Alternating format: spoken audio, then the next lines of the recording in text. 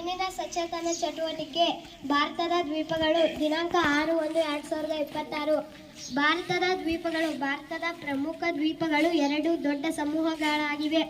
ಬಂಗಾಳ ಕೊಲ್ಲಿಯಲ್ಲಿರುವ ಅಂಡಮಾನ ಮತ್ತು ನಿಕೋಬಾರ್ ದ್ವೀಪಗಳು ಮತ್ತು ಅರಬ್ಬಿ ಸಮುದ್ರದಲ್ಲಿರುವ ಲಕ್ಷದ್ವೀಪ ದ್ವೀಪಗಳು. ಇವುಗಳು ತಮ್ಮ ನೈಸರ್ಗಿಕ ಸೌಂದರ್ಯ, ವೈವಿಧ್ಯತೆ ಮತ್ತು ಕಾರ್ಯತಂತ್ರದ ಮಹತ್ವಕ್ಕಾಗಿ ಹೆಸರುವಾಸಿಯಾಗಿವೆ. ಇವುಗಳಲ್ಲದೆ ಭಾರತವು ಮುಂಬಯಿಯ 7 ದ್ವೀಪಗಳು ಮತ್ತು ತಮಿಳುನಾಡಿನ ರಾಮೇಶ್ವರಂ, ಪಂಬನ್ ದ್ವೀಪನಂತಹ ಅನೇಕ ಸಣ್ಣ ದ್ವೀಪಗಳನ್ನು ಹೊಂದಿದೆ. ಪ್ರಮುಖ ದ್ವೀಪ ಸಮೂಹಗಳು: ಅಂಡಮಾನ್ ಮತ್ತು ನಿಕೋಬಾರ್ ದ್ವೀಪಗಳು ಬಂಗಾಳ ಕೊಲ್ಲಿಯಲ್ಲಿವೆ.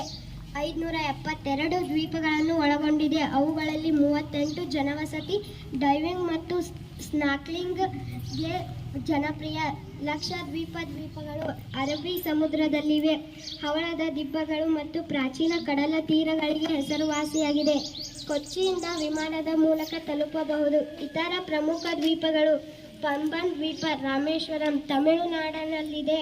ಇದು ಒಂದು ಪ್ರಮುಖ ಧಾರ್ಮಿಕ ಕೇಂದ್ರ ಮತ್ತು ಭಾರತದ ಮುಖ್ಯ ಭೂಭಾಗದೊಂದಿಗೆ ಸೇತುವೆಯಿಂದ ಸಂಪರ್ಕ ಹೊಂದಿದೆ. ಮುಂಬೈನ 7 ದ್ವೀಪಗಳು: ಕೋಲಾಬಾ, ಓಲ್ಡ್ ವುಮೆನ್ಸ್ ಐಲ್ಯಾಂಡ್, ಬೊಂಬೆ ಐಲ್ಯಾಂಡ್, ಮಂಜ್ಗಾವ್, ಪ್ಯಾರೆಲ್, ವರ್ಲಿ ಮತ್ತು ಮಹಿಮ್. ಚಟುವಟಿಕೆ ಭಾರತದ ದ್ವೀಪಗಳು. ಇಲ್ಲಿ ದ್ವೀಪ ಅಂತಂದ್ರೆ ಸುತ್ತಲೂ ನೀರು ಇರ್ತದ, ಮಧ್ಯಭಾಗದಲ್ಲಿ ಮಾತ್ರ ಏನಪ್ಪಾ ಅಂದ್ರೆ ನೆಲ ಇರ್ತದೆ. ಅದಕ್ಕೆ ನಾವು ದ್ವೀಪ ಅಂತ ಕರಿತೀವಿ. ಇನ್ನೊಂದು ವರ್ಡ್ ಬರ್ತದೆ ಪರ್ಯಾಯ ದ್ವೀಪ ಅಂತೇಳಿ. 3 ಕಡೆಗೆ ನೀರು ಇರ್ತದೆ, 1 ಕಡೆಗೆ ನೆಲ ಇರ್ತದೆ. ಅದು ಪರ್ಯಾಯ ದ್ವೀಪ ಅಂತ ನಾವು ಕರಿತಾ ಇದ್ದೇವೆ. ಭಾರತ ಒಂದು ಪರ್ಯಾಯ ದ್ವೀಪ, ಭಾರತ ದೇಶ ಅನ್ನೋದು. ಹೌದಾ? ಇಲ್ಲೇ ದ್ವೀಪಗಳಿಗೆ ಸಂಬಂಧಪಟ್ಟಂತೆ ಭಾರತದ ದ್ವೀಪಗಳು ಅಂತ ಇದ್ದಾವೆ.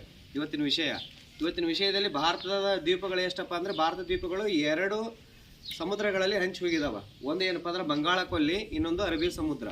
ಬಂಗಾಳ ಕೊಲ್ಲಿಯಲ್ಲಿ ಕಂಡು ಬರುವಂಥ ದ್ವೀಪಗಳಿಗೆ ನಾವು ಅಂಡಮಾನ್ ಮತ್ತು ನಿಕೋಬಾರ್ ದ್ವೀಪಗಳು ಪ್ರಮುಖವಾಗಿ ಕಂಡು ಬರ್ತಾ ಇದ್ದಾವೆ. ಇಲ್ಲಿ ಅರಬ್ಬಿ ಸಮುದ್ರದಲ್ಲಿ ಏನಪ್ಪಾ ಅಂತಂದ್ರೆ ಲಕ್ಷದ್ವೀಪಗಳು ಅಂತ ಬರ್ತಾ ಇದಾವೆ. ಸೊ ಈ 2 ಕಡೆಗೆ ಭಾರತಕ್ಕೆ. ಆದರೆ ಕಾಮನ್ ಆಗಿ ನಾವು ಒಟ್ಟು ದ್ವೀಪಗಳನ್ನು ನಾವು ಗಣನೆಗೆ ತೆಗೆದುಕೊಂಡ್ರೆ ಬಂಗಾಳ ಕೊಲ್ಲಿಯಲ್ಲಿ 572 ದ್ವೀಪಗಳು ಬರ್ತಾ ಇದ್ದಾವೆ. ಆ 572 ದ್ವೀಪಗಳಲ್ಲಿ ಜನವಸತಿ ಇರುವಂಥ ದ್ವೀಪಗಳ ಸಂಖ್ಯೆ 38. ಅದೇ ರೀತಿಯಾಗಿ ಇಲ್ಲಿ ಅರಬ್ಬಿ ಸಮುದ್ರಕ್ಕೆ ಬಂದರೆ, ಅರಬ್ಬಿ ಸಮುದ್ರದಲ್ಲಿ ಏನಪ್ಪಾ ಅಂತಂದ್ರೆ ಯಾವ ದ್ವೀಪಗಳಿದಾವೆ? ಅಲ್ಲೇ ಲಕ್ಷ ದ್ವೀಪಗಳಿದಾವೆ. ಆ ಲಕ್ಷ ದ್ವೀಪಗಳಲ್ಲಿ ಏನಪ್ಪಾ ಅಂತಂದ್ರೆ ಪ್ರಮುಖವಾಗಿ ಜನವಸತಿ ಇರುವಂಥ ಪ್ರದೇಶಗಳು ಕೇವಲ 10 ಇದಾವೆ.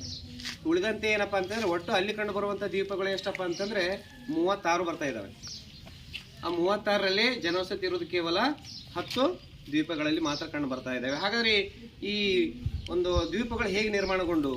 ಈ ದ್ವೀಪಗಳು ನಿರ್ಮಾಣಗೊಳ್ಳಬೇಕಾದ್ರೆ ಇಲ್ಲಿ ನಾವು ಅರಬ್ಬಿ ಸಮುದ್ರಕ್ಕೆ ಬಂದರೆ ಹವಳದ ದಿನ್ನೆಗಳಿಂದ ದ್ವೀಪಗಳು ನಿರ್ಮಾಣಗೊಂಡಿದ್ದಾವೆ. ಇಲ್ಲಿ ಅರಬ್ಬಿ ಸಮುದ್ರ. ಅದೇ ರೀತಿಯಾಗಿ ಅಲ್ಲಿ ಬಂಗಾಳ ಕೊಲ್ಲಿಯಲ್ಲಿ ಯಾವ ರೀತಿ ನಿರ್ಮಾಣ ಆಗಿದೆಪ್ಪ ಅಂತಂದ್ರೆ ಜ್ವಾಲಾಮುಖಿ ಅಂತ ಬರ್ತಾ ಇದೆ. ಆ ಜ್ವಾಲಾಮುಖಿಯಿಂದ ಏನಪ್ಪಾ ಅಂತಂದ್ರೆ ಅಲ್ಲಿ ಬಂಗಾಳ ಕೊಲ್ಲಿ ಏನಪ್ಪಾ ಅಂದ್ರೆ ದ್ವೀಪಗಳು ನಿರ್ಮಾಣ ಆಗಿದ್ದಾವೆ. ಈಗಲೂ ಸಹಿತ ಏನಪ್ಪ ಅಂದ್ರೆ ಕೆಲವು ಸಕ್ರಿಯ ಜ್ವಾಲಾಮುಖಿಗಳು ಏನಪ್ಪಾ ಅಂದ್ರೆ ಕಂಡು ಬರ್ತಾ ಇದ್ದಾವೆ. ಅದರಿಂದ ಏನಪ್ಪಾ ಅಂದ್ರೆ ದ್ವೀಪಗಳು ನಿರ್ಮಾಣ ಆದಂಥ ಸ್ಥಳಗಳಲ್ಲಿ ಏನಪ್ಪಾ ಅಂದ್ರೆ ಕಂಡು ಬರ್ತಾ ಇದ್ದಾವೆ. ಈ ದ್ವೀಪಗಳು ಎದಕ್ಕೆ ಫೇಮಸ್ ಅಪ್ಪ ಅಂತಂದ್ರೆ ಪ್ರವಾಸಿಗಳ ತಾಣ. ಅದು ಪ್ರವಾಸಿಗಳ ತಾಣವಾಗಿ ಏನಪ್ಪಾ ಅಂತಂದ್ರೆ ಫೇಮಸ್ ಹೊಂದಿದ್ದಾವೆ.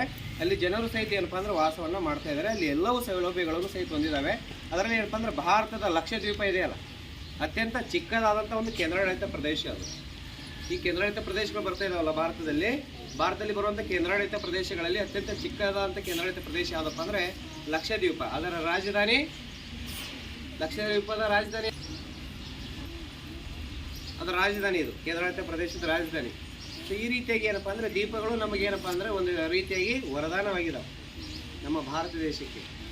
ಒಂದು ಪ್ರವಾಸಿಗರ ಸಂಖ್ಯೆ ಏನಪ್ಪಾ ಅಂದರೆ ಅಲ್ಲಿ ಹೆಚ್ಚಾಗ್ತದೆ. ಇದರಿಂದ ಪ್ರವಾಸೋದ್ಯಮದಿಂದ ಏನಪ್ಪಾ ಅಂದರೆ ಹಣಕಾಸಿನ ಸೌಲಭ್ಯ ಸಾಕಷ್ಟು ಏನಪ್ಪ ನಮ್ಮ ಭಾರತಕ್ಕೆ ದೊರೆತು ಆರ್ಥಿಕವಾಗಿ ಏನಪ್ಪಾ ಅಂದರೆ ನಮ್ಮ ದೇಶ ಅಭಿವೃದ್ಧಿಯಾಗಲು ಸಹಿತ ಈ ಒಂದು ದ್ವೀಪಗಳು ಸಹಿತ ಏನಪ್ಪಾ ಅಂದರೆ ಕಾರಣವಾಗಿದ್ದಾವೆ ಅಂತ ನಾವು ಹೇಳ್ಬೋದು.